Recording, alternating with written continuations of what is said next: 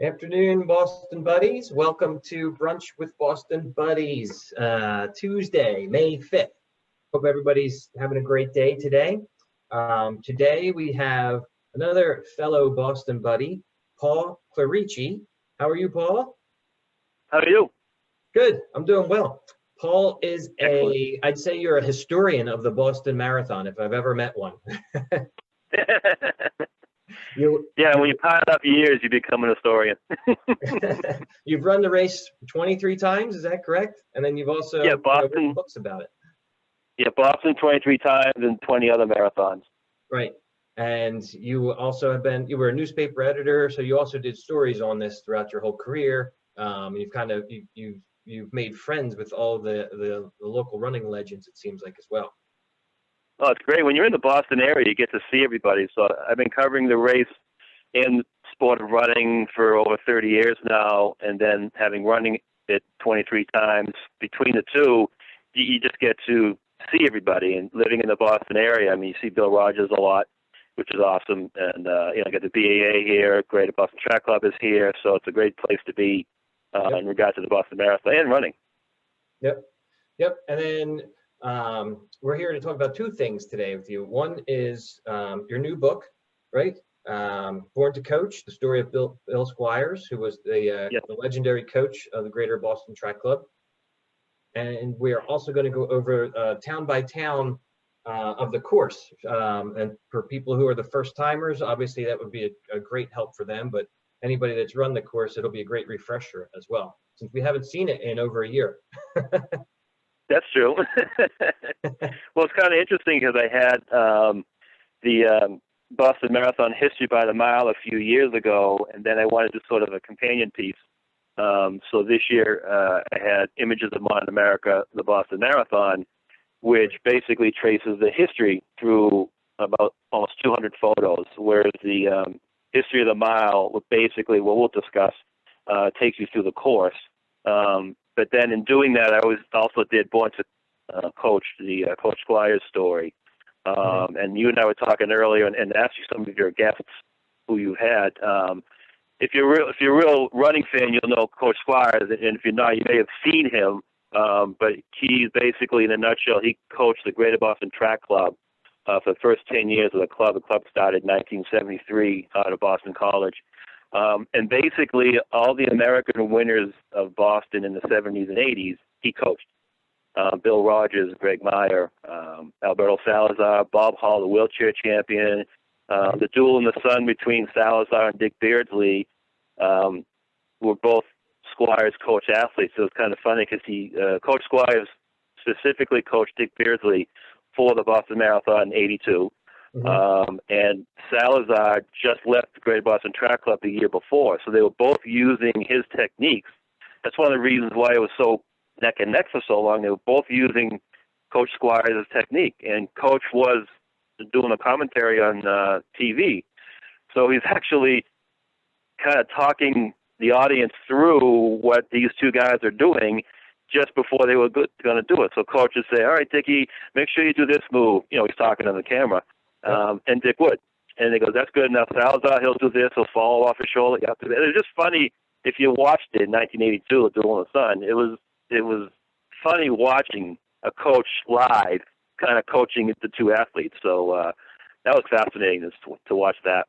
I can imagine. It's hard to believe that one coach had so many prolific athletes, that actually won the marathon, but not just Boston, but, all over the world as well. Oh, yeah. Yeah, well, his techniques were great. I mean, this is the early 70s, like 1973, like I said, the Greater Boston Track Club started. The running boom was just starting, as Roger Robinson said previously with you. Frank Shorter winning the gold in 1972. Things were just starting to get, into the marathon. And he had coached colleges, and when he was a runner himself at Notre Dame, he set almost 24 track records and cross-country records. He came in 20th place at the 1961 Boston Marathon in 2:47:46. So he sort of collected all this information as a coach. He coached at Boston State College, which became UMass Boston. So when he started to coach the Greater Boston Track Club, he had this great system. He's famous for his simulators. He would simulate the race course, which a lot of stuff he did in the 70s, everyone's doing now. But back then, it was groundbreaking. And he had this collection of athletes. You can just imagine on a Sunday morning driving the course and looking over and seeing Coach Squires, with like Bill Rogers, all these 210, 211 guys, and training together on the course. I mean, it's just amazing. And he broke it up into 3 groups of athletes. He had started this in college and everything. So group 1 would be like the Bill Rogers, the top echelon. And his group 2 guys would be on the next level, and then group 3. And he'd always say they all did the same training, just specific for their ability. And some group 2 guys would be able to get into group 1 and group 3 into 2 and everything. And they tested each other, and he would just like simulate race conditions during training. Like he would have the intervals, again, stuff that everyone does now. But he would do that on the course in Boston. That's why he was so successful. But then the athletes could apply that, as you say, in other marathons. Like Greg Meyer won in Detroit. Randy Thomas would win over in Japan. Bob Hodge was excellent, like Mount Washington. The record there and everything. So, so it worked, and people are still using it now. It's excellent. Yeah, people can learn a lot. It's running. It's stayed pretty consistent over the years. The training techniques. There's intervals, tempo runs, long runs, easy runs. Oh yeah, He had a great one called Car Tag. Coach did, and what he would do is he would bring his group on the Boston Marathon course, and he would be in his car, and he would tell the group. Again, these are like Rogers and Meyer, top guys, fast guys. He'd say, all right, start. They'd be somewhere in Ashland maybe or Wellesley, depending on the mileage. And he would say, okay, guys, do like 5-minute miles 5-minute pace until you see me. I will be somewhere ahead of you in the car, parked somewhere, anywhere between a half mile and a mile and a half, somewhere in there. But I'm not going to tell you where I will be. When you see me, I will shout out the next pace. So he'd get in his car, he'd drive, say 3/4 of a mile, and he'd wait for everyone to run up at that 5-minute pace. When they got to him, he'd yell out, all right, 450s. And they would do 450 pace until they'd see him again at maybe a half mile, whatever. And what he was doing, he was replicating the surges that you would get in a marathon. And it was called Car Tag, like that. And they loved it. They ate that up. It was great training. And that's what he would do. That's what helps these guys. It was amazing. And all this is in the book, right? Born to Coach?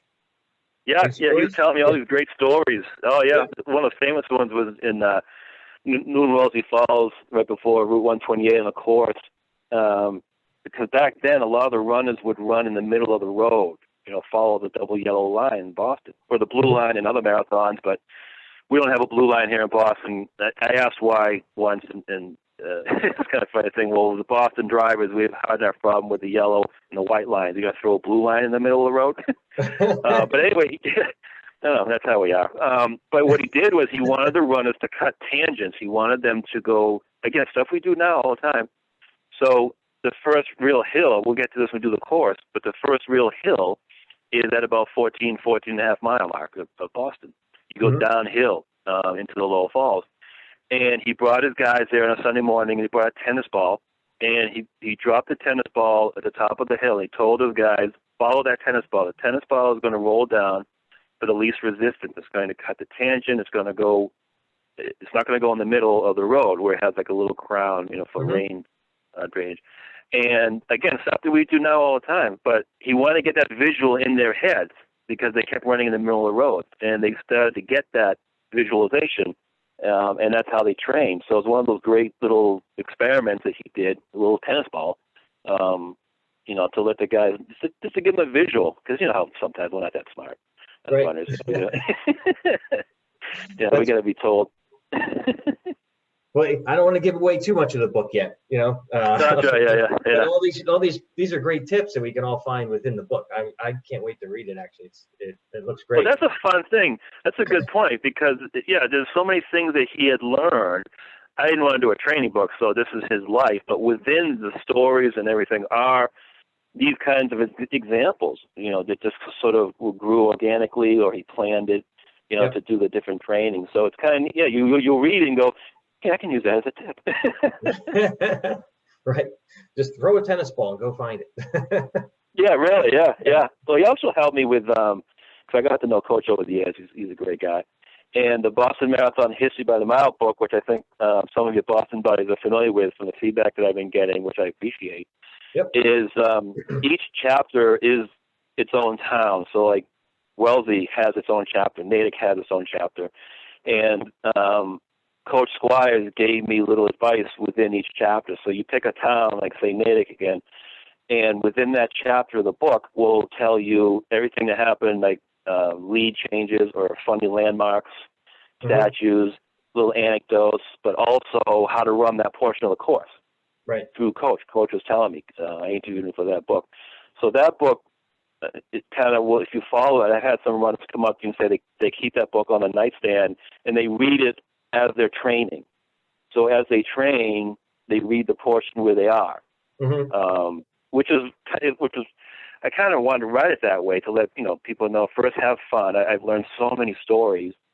Put it in the book, but also, hey, it can help you out too. Because I wish I had something like that. I wish I had Boston buddies like that. When I was first running, I had a million questions. Everyone does. How do you tie your shoes? When do you cut your toenails? What do you wear? Everything. In addition to your training. So try to put as much as I could in there for people to have fun, but also you could learn something. And then when you do run the course, you can keep your eye out for certain things that you might remember because you know how you daydream when you're running and things like that. So, yep. Yeah, it was a lot of fun. It was fun to do. Yeah, that's the Boston Marathon History by the Mile. So that you sent me some of the pictures. So I was going to start scrolling through. Everybody, our audience can see our screens, see the screen right now. So they're looking at the pictures. So we're going to do a town by town narrative, basically, of the course. But sure. the first picture is where we actually start in Athletes Village, and you've got the typical picture, at least when it doesn't rain, of everybody just hanging out. I actually had I was going to send you that photo of the rain, but I figured I don't want to torture people. But but yeah, the village is right behind the high school. By the way, I don't have a webcam, so for all you Boston buddies, that's why you don't see me. We're doing this old school through new technology, so that's why you don't see me visually talking to Vince. So, but I did send him some photos, so I figured, I don't know if you want to see Vince's face for an hour, so let's, have some pictures there. I think they've seen it already. Yeah, just kidding. But yeah, the Athletes Village really began at the Centennial, because prior to that, you could basically, like in the '60s up until then, '70s, drive up to the high school, get your number, the morning of the race. Yeah, so just to take care of all the thousands of runners, that's what they did with the Athletes Village. There's a lot, as you can see there. The Centennial year, for all you buddies who had run in 1996, if you remember, a day or two before it snowed, lovely New England weather. So that whole field was mud and just gross. There's another picture in the book that shows all the mud piles. So what Dave McGilvery did, the race director, is he had a couple of Army helicopters hovering about 100 feet above the ground to dry it off a day or two before the marathon. Which I always joke, I go, Dave, I hope you told the neighbors, you wake up and you hear these, Army helicopters hovering above. But it worked because I remember it was still muddy. They put some, hay and everything to absorb it. So it wasn't bad. I mean, comparatively speaking. But yeah, can you imagine that with the helicopters? Yeah. I just remember the first year I ran it, that Athletes Village, I really didn't even know anything about it. You read about it or whatever, but I didn't know it until I experienced it. And then that really set the stage for Boston that year for me. And I was like it just set the tone of how classy the organization is and how they treat the runners like they're all professionals. You can go there and it's only runners. It's only the people running in the marathon. There's no family or anything else like that. So you're just sitting there able to talk to everybody. You can get everything you need: Gatorade, water, bananas, anything. And Porta Johns, don't forget. Porta Johns, yes, for sure. Dave McGilvery says thousands of them. And then they've got the Hopkinton sign. Everybody's standing around getting a picture with the Hopkinton. It all starts here. Yeah, there is a replica. You're right. There is a second one. The original one is in the center of Hopkinton. But you're right. Once you're in the village, you can't leave there. You could in the old days, but yeah, they have a replica there, which is nice. Yeah, everything. You're their guest. Yeah. and everything is there. I mean, it is amazing. It's so well organized. I mean, think about it. Tens of thousands of people for a couple hours in one spot. I mean, virus notwithstanding, but just to have the logistics of doing that for any race. I remember doing New York City Marathon. You're stuck on Staten Island for like 3 to 4 hours because they need everybody over the Varenzaro Narrows Bridge. Unlike us, we can kind of come in and out of Foxborough, Hopkinton, pretty close to the race. But like in New York, you got to get over the bridge because that's the first 2 miles of the race, so you're stuck there. So it's good to feel that comfort as a guest. You're the guest of New York Road Running Club. You're a guest of the Boston Athletic Association. So it's nice to have that. And basically, yeah, everything you need is basically there. It's really, and you can talk to people too, get your nerves out and everything. And it does sort of get you into the mood. Like, okay, I'm ready to go. I trained for a year or all these months or whatever, and it's getting closer. You start to hear the announcements. You get all pumped out. So yeah, it's nice to have. You're surrounded by everybody, like everyone's kind of feeling the same thing. Yeah, it's a big party atmosphere because they have the music going, the announcer, trying to keep everybody alive and stuff. It really does set the tone for the day. I feel bad for the calisthenics and stuff. Yeah. But the people who couldn't experience it for the last couple of years, like 2018, obviously was a washout. Even last year, it wasn't so great. For anybody that was their first year, I feel bad for. They got to get back because when it's a nice day, that atmosphere is electric. It really gets you pumped up for the marathon. Oh, it does. And they have special guests on stage. I remember when Johnny Kelly, the elder, was alive, he'd always sing and tell stories from the stage, and they still have guests who do that, which is nice. I mean, everyone's in the same boat. So it's good. You can say, I'm kind of nervous. And you're talking to perfect strangers from a different part of the world or something, and everyone's experiencing kind of the same thing, maybe not at the same time. But it's a nice, welcoming atmosphere to get you ready for what you want to do. It really gets you pumped up. And if you want to relax, you can just doze off under the tent, find your little corner. So it's something, as you just said, it's something for everybody, really, depending where your head is at. Yep. It's a perfect place. Yeah, it's nice. It's nice. And then I flipped to the next picture, which was the start line, the corrals. Oh, yeah, I love that. I love that one. That's an older one. Maybe late 80s, early 90s. What's interesting about that is if the Boston buddies who run the older marathon probably just exhaled when they saw that photo. In the old days, when it started at noon, you just packed curb to curb, and the gun went off at noon, man, woman, and child, and you just went. You didn't have any fencing or something like that. If it took you 20 minutes across the starting line, when you cross the starting line, you were 20 minutes in with your time. Now, granted, the old days what the DEA used to do is they would send you an index card about a week later. You could deduct a certain amount of time depending on what they thought. So based on your bib number, this is before chip technology, and this is like the 90s too. 1996 was the first year of chip technology for the 100. But prior to that, I remember getting an index card in the mail, and it said you can deduct 12 minutes because we had estimated based on your bib number, it took you 12 minutes to get to the start.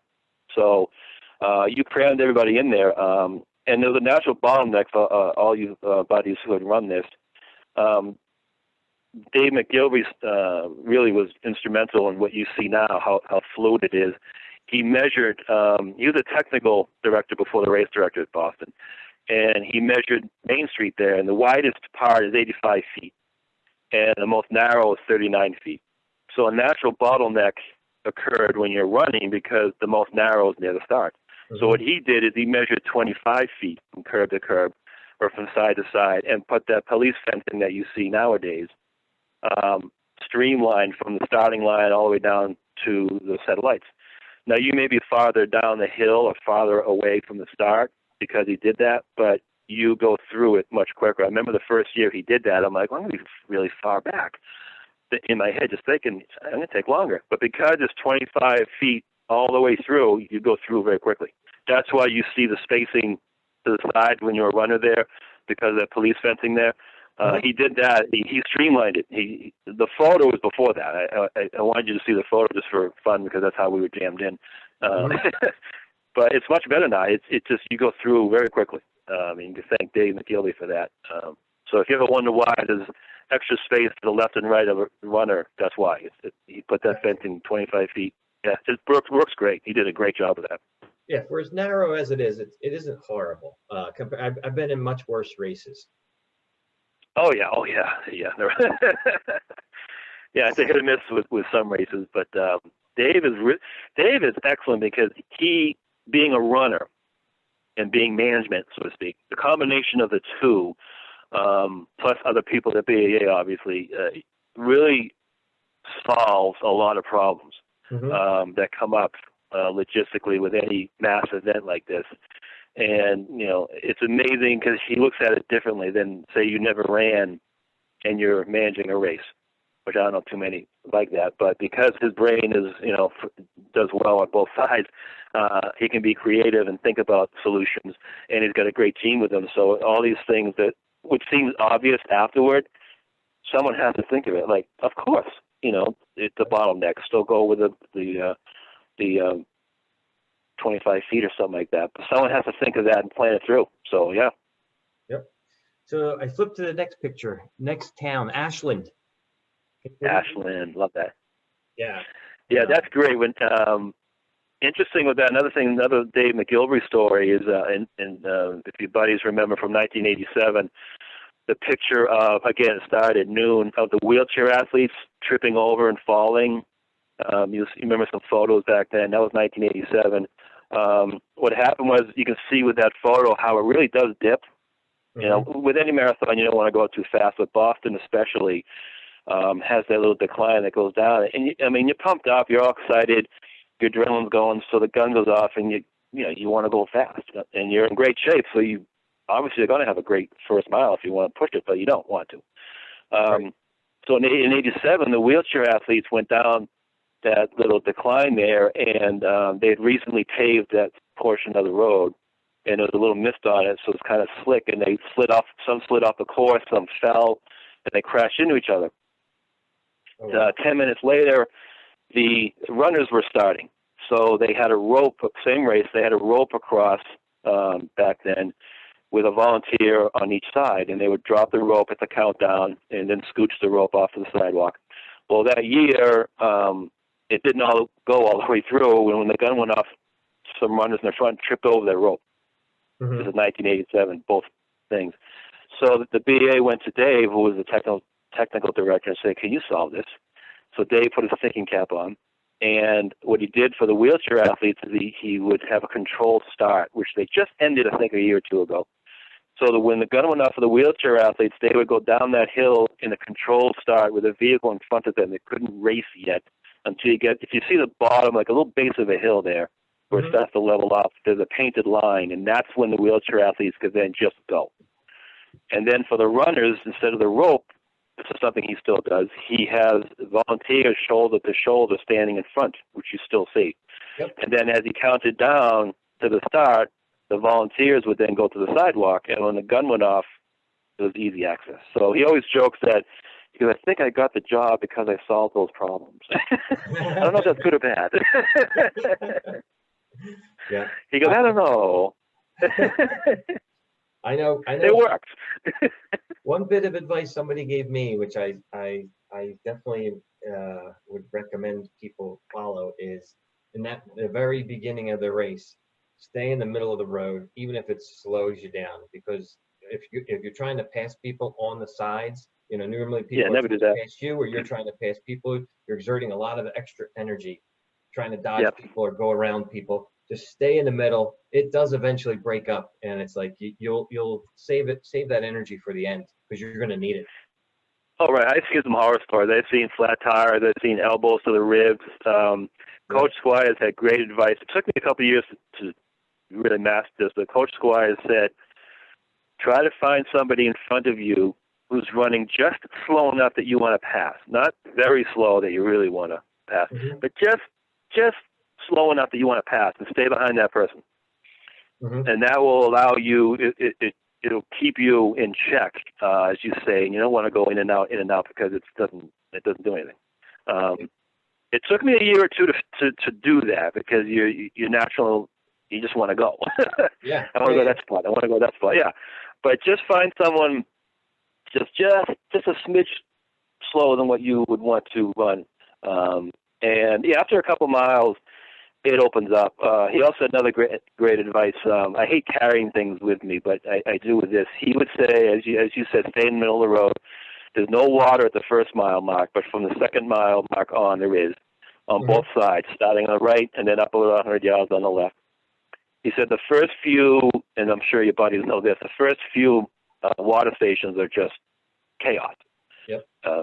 I mean, I've seen people just jet to the side. It's like gold. They're like, haven't you had water before? It's just amazing. He said, grab a bottle of water with you. Then I had a fanny pack. Stay in the middle of the road, and when you get to mile 1, drink a little bit of water bottle, put it in your fanny pack. When you get to mile 2, stay in the middle of the road, drink. At about the 4th mile is when it separates. Throw the bottle away. Then you can do the water station. That's a great piece of advice from him. That I do all the time. By staying in the middle, like you said, you don't get run over by people going to the first couple of water stations, and it's dangerous. It's a tough, it's contact sport. I mean, as everyone knows, any marathon, but Boston, especially because the road is such a narrow road in this area. Yep. So that's a good piece of advice with the little bottle of water, put a little fanny pack. Some people have a Camelback, so they're fine with that anyway, but it really helps. Yeah. Makes sense. All right, so then the next picture we've got is Framingham, a bit of rain. What year was this? Was this 2018? Yeah, I had to put one in. I had to put one. I mean, misery loves company, and I run the 23 that I ran for from 1990 to 2012, and within that period of time, there were some bad rainstorms. So I felt bad for those people in 2018. It was cold, as people, you can just tell by the legs all red, and it was windswept. It was in their face, and that photo is about 6 miles. Doesn't it look like it should be about 24 by the looks of them? That's 6 miles. You got 20 more to go in that photo. Oh, yeah. And I was freezing just taking the pictures, and I'm like, I felt so bad for you because I've been there. I think it was 06, 07, I forget, in Boston where they had the huge storm. That was the closest that they almost canceled it was that year. McGilvery said that the weather forecast said they would open up a little bit in the afternoon. It's the only reason that it wasn't canceled. That was a hurricane, and it was heavy, heavy rain, but it was not cold like in 2018. You got soaked just standing at the start. You were soaked before you even started with that hurricane one, much like in 2018. But 2018 had that chill. And that's dangerous. I mean, look at the people there. Some are wearing singlets and shorts. Some have garbage bags. Some have jackets. Some hats. It's amazing what works for different people. Yeah. You run the gamut there with that photo, and you can see the windswept. It's just, I felt so bad for all you guys who ran that year. That was just, and I'm sure people looking at that photo now going, "Oh, thanks, Paul." Flashback. Why'd you do that to me? I got lucky that year. Gary McNamee. Do you know Gary McNamee from Outside Interactive? He let a dozen of the Boston buddies. We had a contest, and he let a dozen of us into his home, which was basically at like Corral 3 on the start line. So like you walked out of his house and walked to the start line. Wow. So we got to hang out in there, stay nice and warm, change our clothes. Like I changed my clothes right before I walked out to start running. I got into my corral with about 2 minutes to spare, and I was completely dry. And then I started running. That is awesome. It made a huge difference in the race. That is awesome. Yeah. Well, if you can have somebody on the course, whether it's hot or rainy or cold, it's great to have somebody, from like 14, 15, 16 miles onward to give you a change of something. When that real pouring one, I had friends of mine at mile 16 right before Route 128, and by the time I got there, I was just soaked because it was just the hurricane rain, much like 2018 for those runners. And he told me, he goes, "What do you want? I'll have something for you. What, a new shirt, new hat? What do you want?" I said, "I don't know what to give you." He goes, "Well, what is the best case scenario?" I said, "Well, one of everything." He goes, "Well, give me that." So I gave him a gym bag of everything, and I changed head to toe, except for my shorts. I changed everything. He brought a beach chair, and I'm sitting at mile 16, and and I changed my socks, my sneakers, my pants. I put the number back on a new shirt. I was dry. Took me 15 minutes to change, but the last 10 miles, I was dry until I got wet again with more rain. But you're right. It's such, just mentally, I felt great, but physically, it was refreshing. So if you have somebody that you can bring along the course, and if it's really hot, a new change of shirt, or just something, another hat, because you just sweat through it. Yep. It's just great to have somebody, in addition to just having the vocal support, with a hug or something, or cheering. But yeah, if you have somebody that can just give you something, somewhere, new shoes, or just something, especially the raining one, and it's something to look forward to as you're running. I have a friend of mine at mile 20. Oh, I have my family at mile 15. It's just nice to have that ahead of you to look forward to. You can't, not everyone can, unfortunately, but it's nice if you can, if you live local or something, you have some spectators there. Yep, that's great advice. Yep. Yeah, like you had at the beginning, I bet you were like, this is awesome. Did you get dirty looks when you went to the start, I assume, because you're the only one dry and everyone's looking at you going, how'd you do that? No one liked you then, right, Vince? No one liked you at the start. Probably not. That's funny. So the next picture here is another Framingham. Looks like train station, is it? Or oh yeah, the train station. Yeah. Yeah. That's a great spot. As you can see, the road is wider, obviously by Framingham, so you're really getting into your stride. It's neat near the if you see the train tracks on the left, for a good portion of the course, the train tracks parallel the course, so you'll hear the trains beep in support as you're running. It's really neat. Yeah. There's a great story from 1907. Thomas Longboat, who ended up winning. He and about half a dozen other runners were approaching. If you see the overhead set of lights up there in the photo, there's train tracks that cut across the course there on the commuter rail. But back then, they kept hearing the train getting closer and closer, and they looked over, and the train wasn't stopping. So about a half a dozen runners sped up to go beyond the train track. They looked behind them, and the train cut right across the course in the middle of the marathon. So you had about 6 or 7 runners on one side of the train running, and everyone else had to wait until this train went through. So I always joke with Dave, you know the commuter rail schedule for Marathon Monday. He goes, yeah. No trains. We will not have any trains cutting through the course. But can you imagine that? Can you imagine that? Just like how infuriating just to see. Now back in 2007, there weren't thousands of runners, but still. Well, come on. it happened at a local race here, the Via Health, in Lehigh Valley, Pennsylvania. It happened just a couple of years ago. Same thing. Train came by. Really? And everybody had to stop. Yeah, it was a shame. Oh my goodness! It happened to me once. I did a 20-miler, and I remember running. It was out and back, like a solid pop loop, and I remember going over tracks. And I just started thinking of the story. And as I came back, sure enough, a train came by. It's just the weirdest feeling. If ever any of your Boston buddies have experienced this, of standing, waiting for a train to pass by, and you're standing there with a bib number on. It goes against it's like, I should be running. Why am I standing here? It's the funniest thing. And then people on the train looking at you going, is this a race that we're going through? It's just it goes against everything that should be happening, but it's fun. It's one of those things you tell, you may be upset at the time, but you laugh at later on. So, or maybe not, I don't know. Now let's move on to Natick. I love this town. This town's always popping when you go through it. It's like a huge party when you go through this town.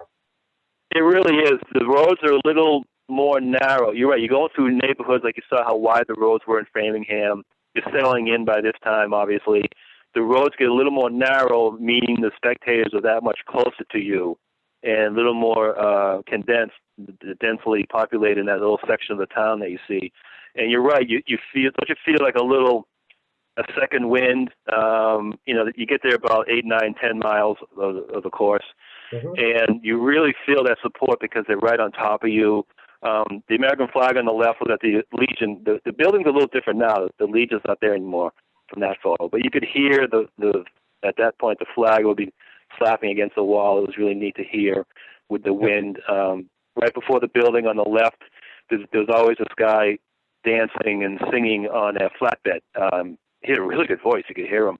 Mm-hmm. And he dressed up like I don't know if Boston buddies know Neil Diamond with his sequined long sleeve shirt with it was great with it. I saw him a few times with my mother.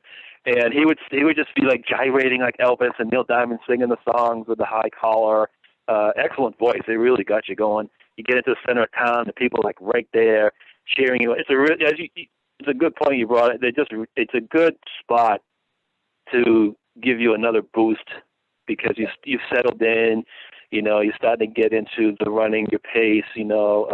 Right. That photo is about 10 miles at Natick Center, so you haven't really got into any debt yet physically. But you're into it. You're starting to think about the middle miles and everything. It's a great spot.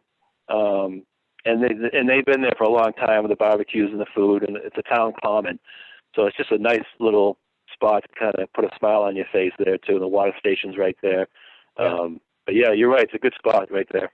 It's always so loud, and there always seems to be people playing music or loudspeakers. Oh and stuff. yeah, it's just a huge party. Oh yeah. Is that the part of the town too, where there's one spot where there's like a building on the right, and like it's mirrored glass, and like you can see yourself. And there's a guy that's always like, "Oh, wave to yourself. You can see yourself." And as you run by, you can see yourself in the building. Yeah, that's in Framingham. There's a little business on your right-hand side.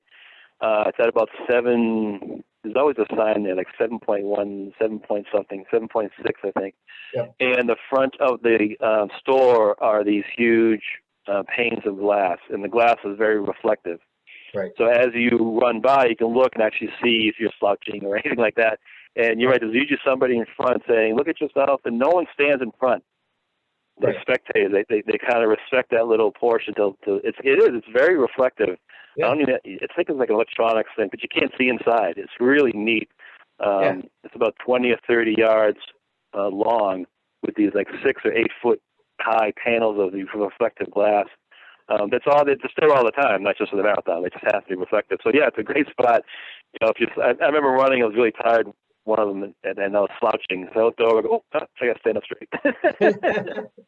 Yeah, it's fun. And then, the next picture is Natick again. It's the fire department, right? Was this 2012?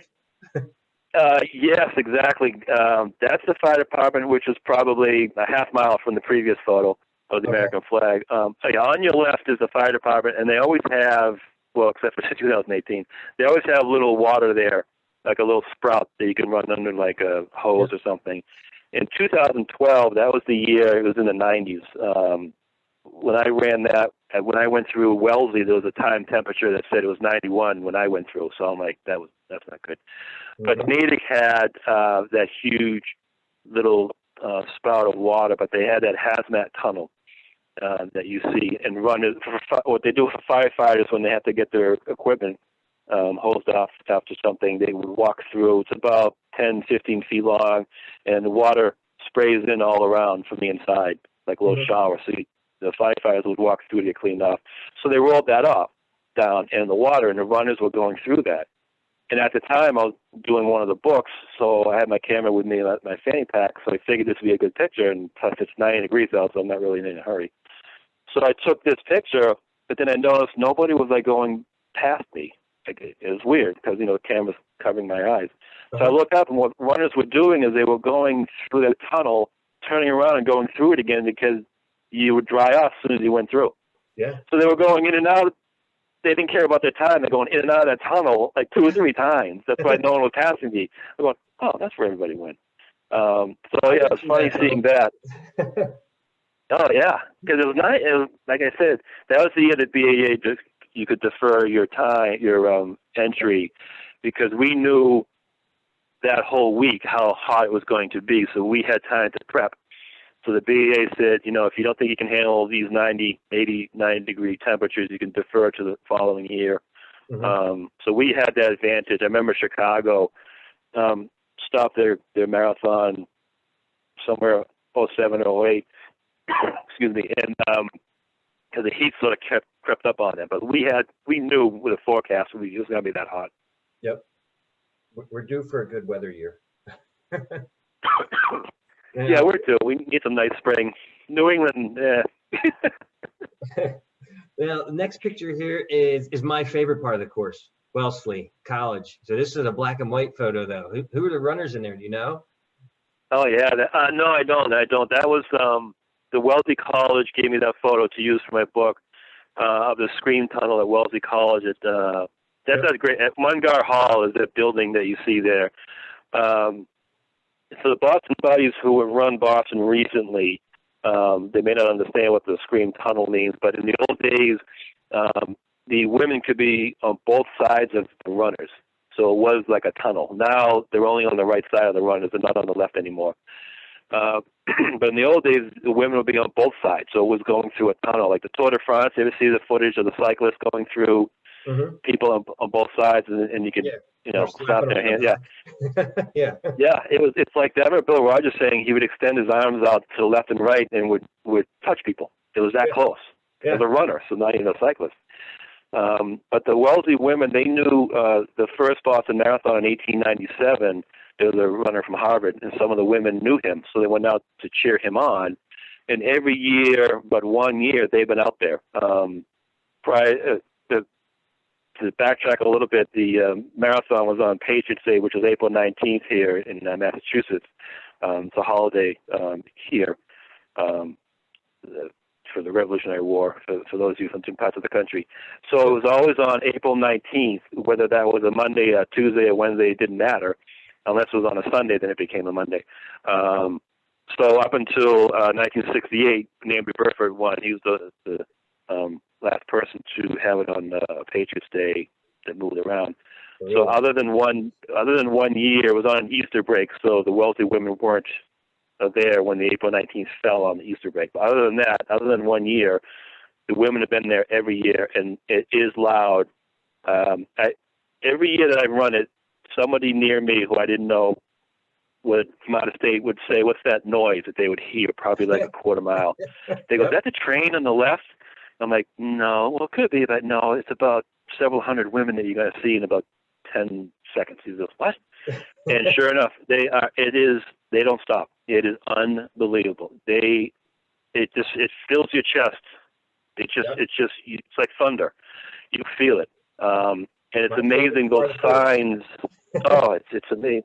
Well, and then recently what they started to do, I think maybe 10 years ago, I have another photo in the book that the Wellesley College gave me, was a photo of the women making signs that you see on the fencing there.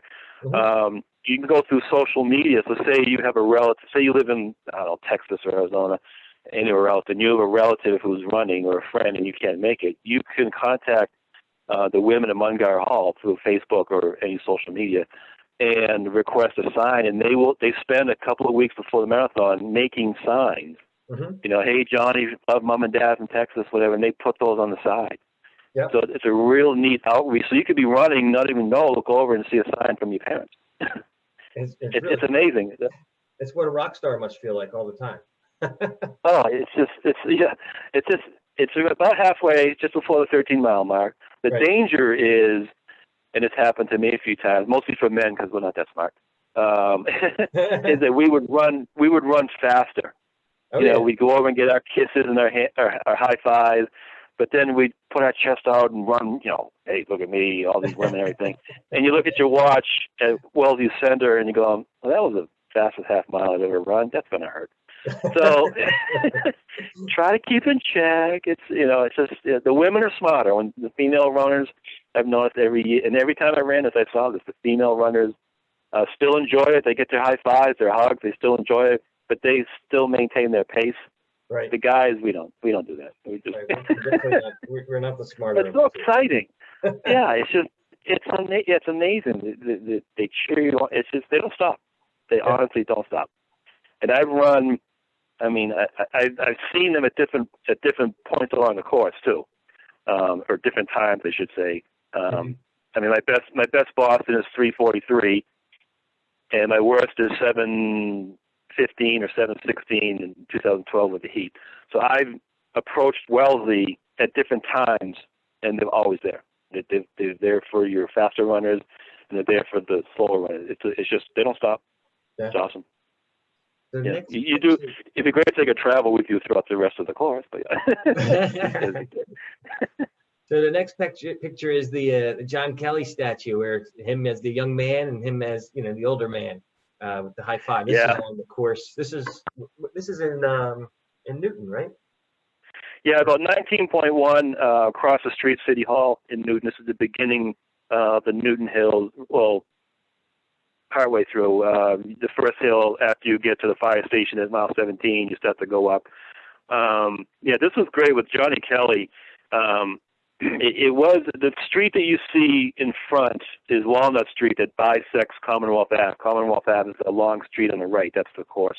Mm-hmm. The statue, when it was originally dedicated, was dedicated across the street on the other side of Walnut in 1993. And Johnny Kelly was there, which was great. Ibrahim Hussein came out, who was actually running it, the marathon, but he revered Johnny so much. But then a driver hit it like within a couple of months, Boston drivers, and broke the arm. So when they replaced it, they put it where it is now, about 80 feet in, facing the way the runners face. It used to be the statue used to face the runners, and you can see it as you approach that hill to your left. But now where it is now, it's tough to see. There's like a sausage truck in the way, and you really got to crane your neck to your left to see that statue. I wish it was closer to the course. But it's about a mile before Heartbreak Hill, excuse me, which is a great story with Johnny Kelly. In 1935, Johnny won the Boston Marathon. So in 1936, he was favored. We love Johnny anyway. And by the way, I say Johnny the Elder Kelly because there's another Johnny Kelly who won it in 1957, a BAA runner out of Connecticut. So we differentiate by saying Johnny the Elder, Johnny the Younger. Yep. It's a term of endearment. We're not trying to be cruel. So this statue is only John the Elder, just twice. Exactly. The statue is two versions of Johnny the Elder Kelly.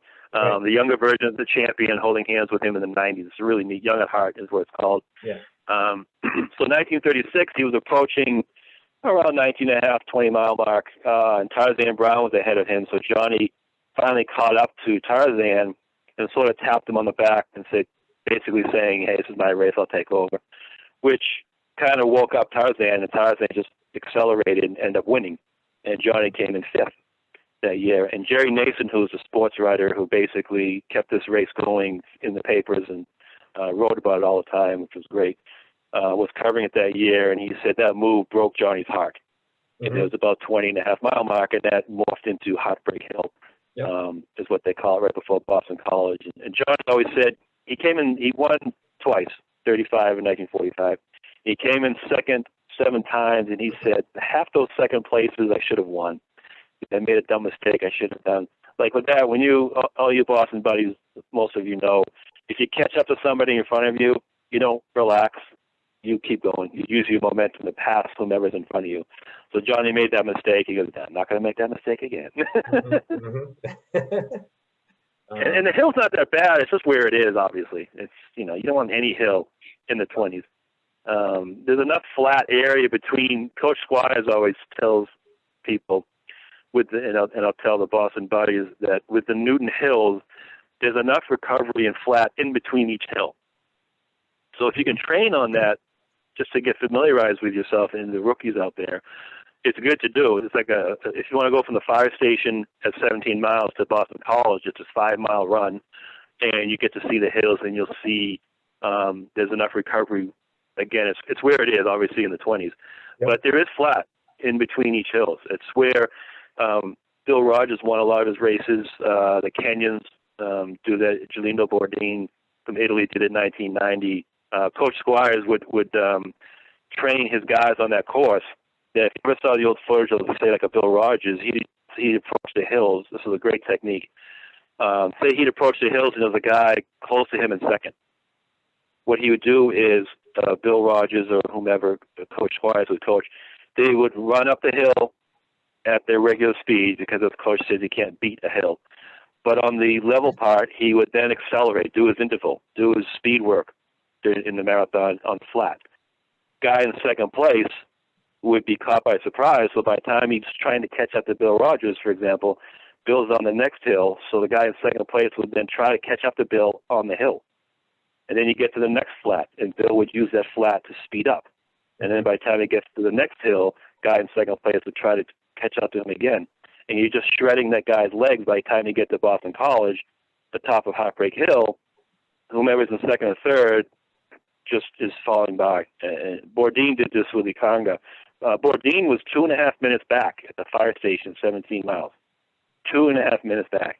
By the time he got to the top of the hill at DC, which is the next photo, I think, he had been shoulder to shoulder with Ikanga, and he ended up winning because he's used to training in the hills in Italy. So the great technique that Coach Squires did, because that's how he would train. He would train the guys, that's a simulator, on those hills like that. And a lot of people do that now. Some of your Boston buddies may even do that. And it's great if you're doing an age grouper or someone's ahead of you or something, and you try to catch somebody off guard, because they'll still try to use the hills when you're using the flats, and you benefit from it. So it's a great technique. There are a lot of people do that now, but back in the 70s when Coach Squires was, creating those race simulators, the Greater Boston guys ate it up. They loved it. They didn't tell the secrets. Everybody knows it now, but back then, that's how they kept pulled away for the most part. The next photo here, I showed Boston College. Now we're on to Brookline. We're getting closer to the finish line here. Brookline always seems like it's longer than it should be. Is this the Brighton one or Brookline? Is this the one that Brookline? This is mile 23. 23, okay. You go through Brighton, which is a neighborhood of Boston, before that, which is Boston College on the other side of that hill. In Brookline, which is interesting, this is a 23-mile mark. Is that what this one is? Yep. Yeah, 23 miles at Washington Square. Beacon Street's kind of tough. When you take a left out of Cleveland Circle after BC, you only have about 3 miles or so, but Beacon Street has these little undulating hills that will work your legs if you don't remember them. Because a lot of people when they train on the Boston course, they usually stop at BC. They'll go from Hopkinton to BC, or Ashland to BC, or Wellesley to BC. People kind of forget and take for granted, that's another 5K, I'll be there. But Beacon Street has those undulating hills. And it didn't dawn on me how big they were until Dave McGilvery was talking to me once. He said, you can see the skyline from Beacon Street. Because I kept focusing on the fact the Citgo sign never gets any closer. Your Boston buddies know this. The Citgo sign in Kenmore Square feels like it just never gets any closer. I go, Dave, are you sure? I go, that's weird. He goes, no, you can see the skyline. So one year with my camera, I got the 23-mile mark, and as you can see, if you look up there, you will see the skyline. You can see the Hancock and the John Hancock in the distance there. Do you see it? Yeah. So that tells you two things. One is you're that much closer because that's your target. But the other thing is, look how high you are on that hill. No one thinks of hills on Beacon Street. So just kind of maintain yourself. You still have a few miles. You don't want to push it. Hopefully you have enough in your tank. But it's interesting how high that hill is. You can see the sky. Because I always wear a hat, so I don't really look up sometimes. So I never saw it until I made the effort to look up, and I said, oh, there's the skyline. So it's kind of interesting. But yeah, it's because you're almost there. So, and the spectators are great. There's not too many on the left because that's where the train is, the trolley, the green line. But it's a great spot. And every step you're getting closer and closer, and you can start to see the Citgo sign getting closer. You're just seeing the end. You're almost there. That can be a punishing part of the course too, because it really can be. It really can be. Yeah, those slight hills can tear you up. Your legs are already beat up from just getting over the Newton Hills, and now you go downhill through Boston College. That's one of the steepest parts of the course. Then you end up on Brookline, and it's like the littlest hill seems like it's a mountain. Especially if you don't know, it's the funniest thing because you go through the marquee, so to speak, things throughout the course. Wellesley, women, you go through the Newton Hills. So the big marquee things, the hill over the Route 128, which is tough too. So people forget, like I say, you forget about to a point that it'll almost worse with your legs because they've got, as you just said, your legs have gone through so much. You're like, you almost relax and go, oh, I guess I'm okay. And that's the worst thing to do.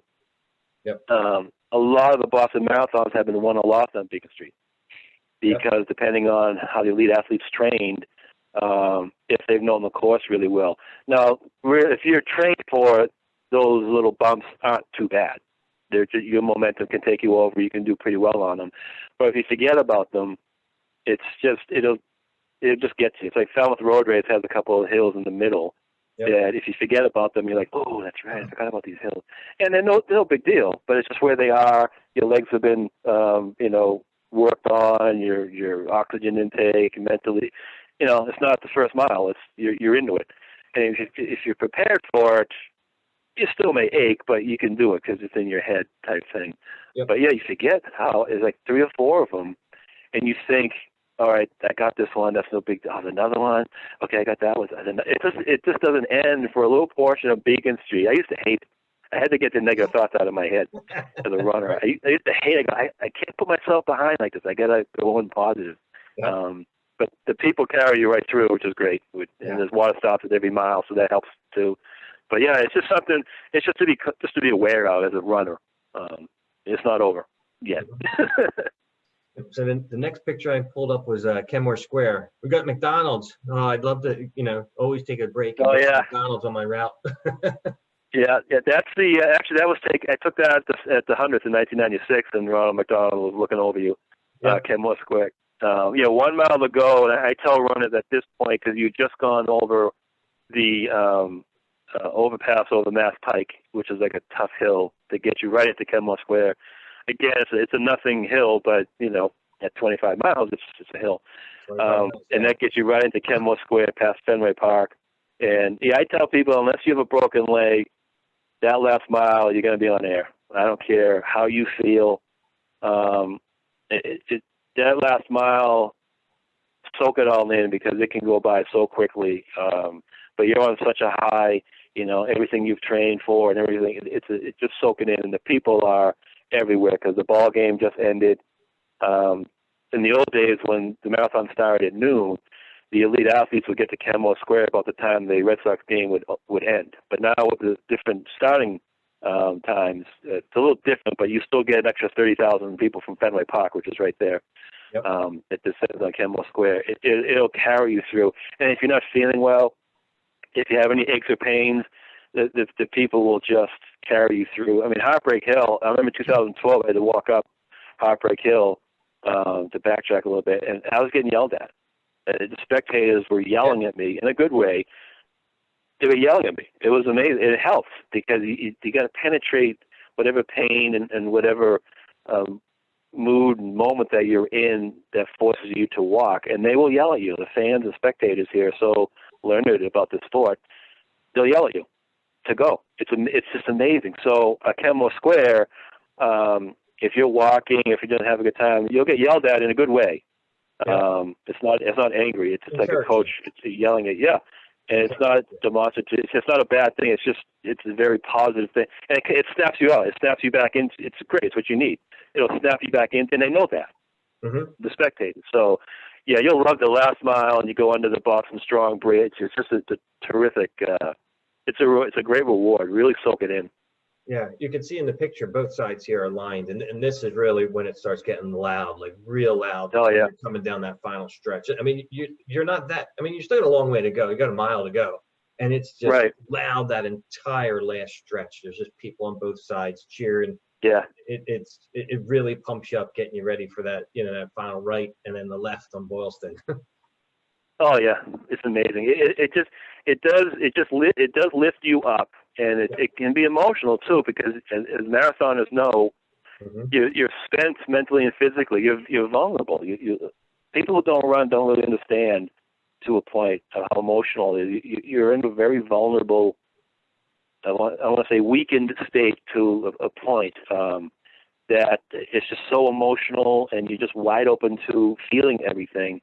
So this last mile, you're just going to feel it. It's the reward for you. It's an amazing. It goes by very fast and very slow. Yep. It's a weird. Yeah. It's you turn around, it's gone, but then it takes a little longer because it's 26 miles. Yep. Now I moved to the next picture. It's a black and white one. So this is the old finish. It looks kind of crazy because you can't get past the finish line without running into the stands. Yeah, this is I love this shot. The city of Boston gave me this to use for my new Boston Marathon book. From 1965 to 1985, the finish line was in front of the Prudential Center on Ring Road, which is parallel to Boylston Street. Mhm. So for the Boston Buddies who have run in the past 20 or so years, 20 or 30 years, when you run down Boylston Street to the current finish line, on your right there's a point where you'd veer off Boylston Street and then run parallel to what you see in this photo. Mhm. So you can see Boylston Street in the foreground, and then you see the parallel road. So basically, all the American winners, Joe Blunt Samuelson, Bill Rogers, Bob Hall, the wheelchair champion of our generation, remembers these, 1965 to 1985. It was that little portion right there. Mhm. And you're right, it was tough. You see the old Bill Rogers photos that are the Duel in the Sun in 1982, that there's people enveloping you. They had police horses and motorcycles. It was chaotic. And then you brought that up. Once you cross the finish line, if you don't stop, you kind of hit, like doing a 50 inside an indoor track. You got to stop. There's no cushions, Right. at the marathon, but yeah, it was. You better stop. Right. And that's where it was. Yeah, I love that photo because it's just a neat little piece of history. Right now, it's people walk over it to get to the Heinz Convention Center to pick up the number. It's a cement patio. It's just. Yep. I don't even think there's a plaque there. You know who the runner is in that photo? Not that one. No, Okay. I don't know. I don't think it's the winner. I can't remember. That photo is 66, I think, 1966, 1967, I think it was. Yeah, they didn't. The archives of the city of Boston didn't write down what Okay. it was, but I think that's 66, 67, something like that. I just love that angle. It's a great, because a lot of the angles you see are from the back of the finish line of the winners coming in. I just love to see that whole area of how it's, the older runners will remember looking at that, and the younger ones will just marvel at the fact that for 20 years that's where it was in 1985. Yep. So it was really, I like that picture.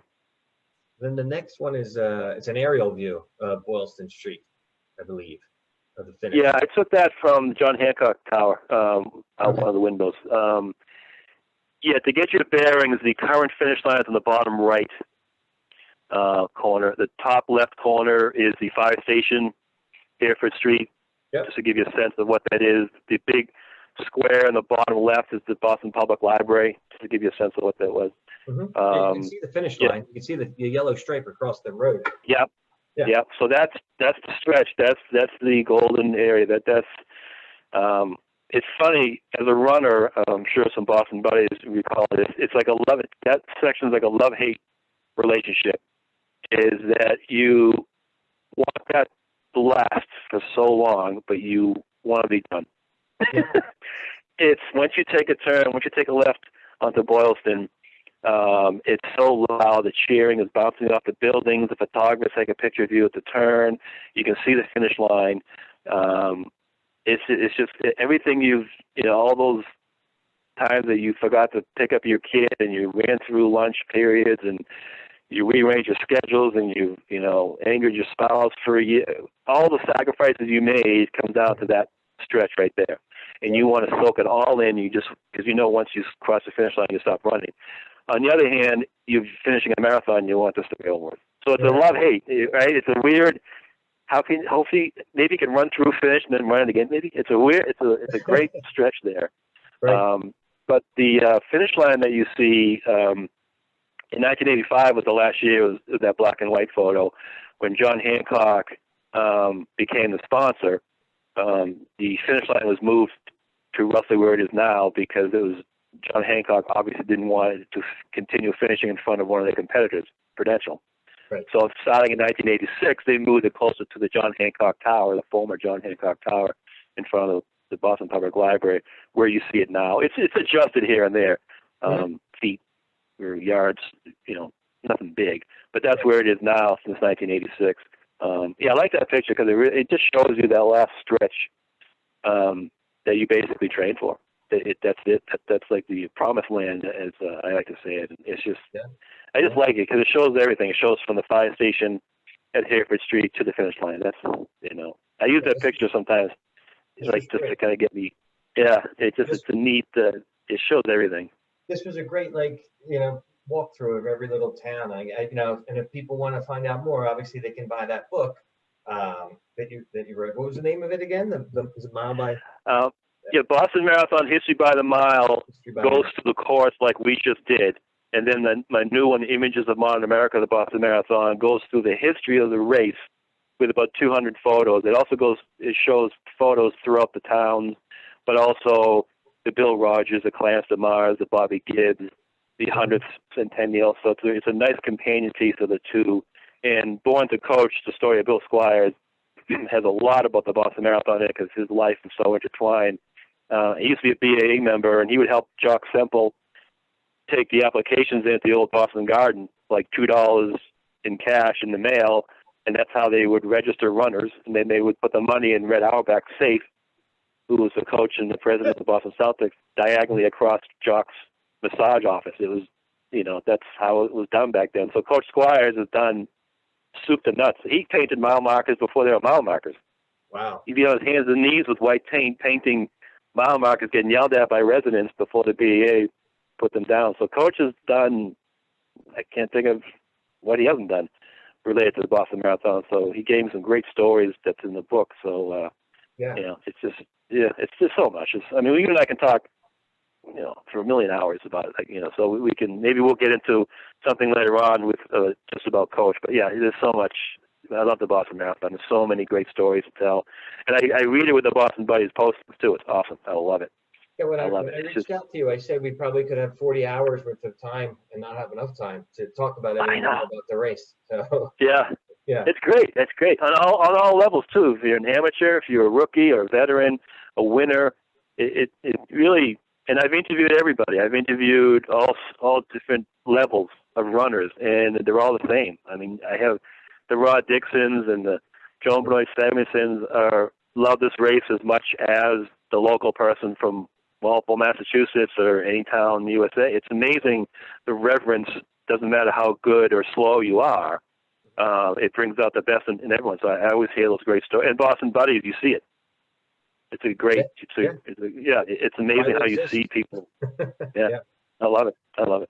Well, Paul, I appreciate your time today. I think you hold the record now for longest interview, and I think I definitely would like to have you back. I want to talk more about your Born to Coach book, the story of Bill Squires, and your other books as well. This was very enjoyable. I think I learned a lot. I think hopefully the audience learned a lot as well about the course, and appreciate all the history you offer for the course. Oh, I love it. I appreciate it. Thanks. Thank you. Yeah. Thank you very much. All right. And then we'll talk to you soon, and let's try and schedule something again in the near future. Thank you, my friend. Excellent. I appreciate it. Thank you very much. Bye-bye. Bye-bye.